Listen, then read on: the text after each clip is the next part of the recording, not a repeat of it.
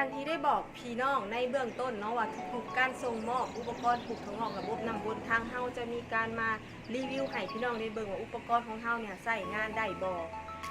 หากพี่น้องทางบ้านเนาะทานใดที่สนใจเกี่ยวกับการปลูกถั่วงอกบ่เป็นบ่เคยมีประสบการณ์บ่เคยรู้เกี่ยวกับการปลูกถั่วงอกแวะมาหาทางลาซานนฟาร์มทางลาซานนฟาร์มของเฮายินดีเป็นพี่เลี้ยงให้พี่น้องจนเป็นดูแลตลอดอายุการใช้อุปกรณ์ดูแลตลอดการปลูกถั่วงอกเลยพี่น้องให้คำแนะนำเป็นพี่เลี้ยงให้เป็นหมู่คู่คิดให้พี่น้องมื้อนี้แม่ยายเบสได้โอกาสดีจะได้จัดส่งอุปกรณ์ไปที่นครไกรสอนก่อนการส่งมอบทุกเทื่อเฮาจะได้มาเทสระบบให้พี่น้องได้เบิ่งเพื่อบ่เป็นการเสียเวลามาเฮามาเริ่มเบิ่งอุปกรณ์ว่าเขาใส่งานแบบใดพี่น้องมาเบิ่งกันเลย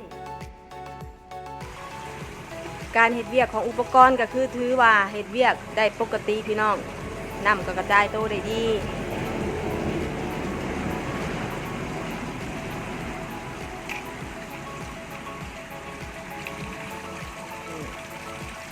อันนี้พี่น้องเอาไปกะ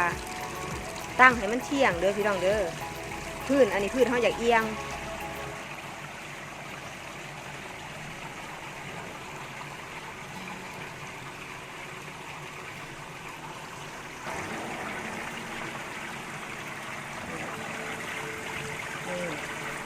น้ำก็จะระบายดีพี่น้อง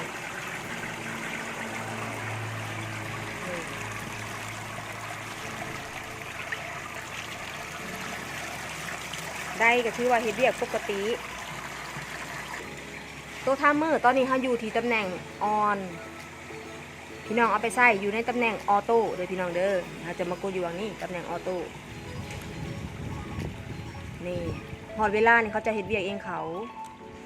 อันนี้ตำแหน่งออนคือว่าปกติพี่น้องเอาไปกะมีแต่ทดลองเบิ่งน้ำเด้อพี่น้องเด้อ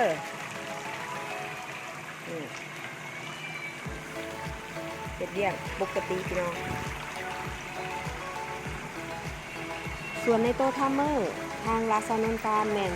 ตั้งเวลาไปให้พี่น้องเป็นที่เรียบร้อยแล้วถึงเวลาเขาก็จะโฮดน้ำเองโดยอัตโนมัติหน้าที่พี่น้องมีแต่เปลี่ยนน้ำอยู่ในถังห้องและให้อาหารเสริมถั่วงอกมื้อละ1 เทื่อเท่านั้น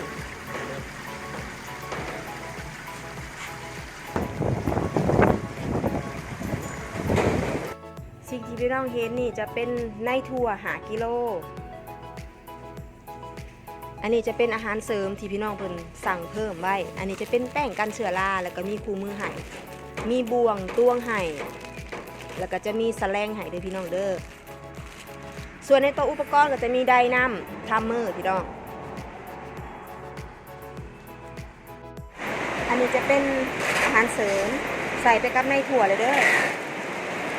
อันนี้แป้งกันเชื้อราแล้วก็คู่มือ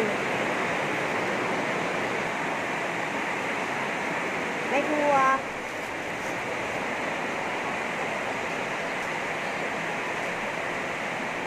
ได้น้ำ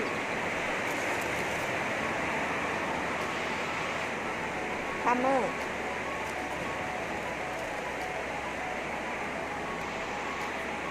อันนี้5 ห้องถัง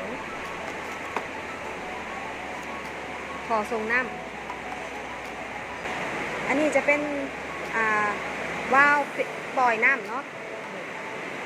ที่ว่าใส่กับถังนั่นเด้อถังห้องน้ำนั่นเขาก็จะปิดปากถังไปแบบนี้กระชั้นใหญ่เขาก็จะปิดไปอย่างสี่หายเลย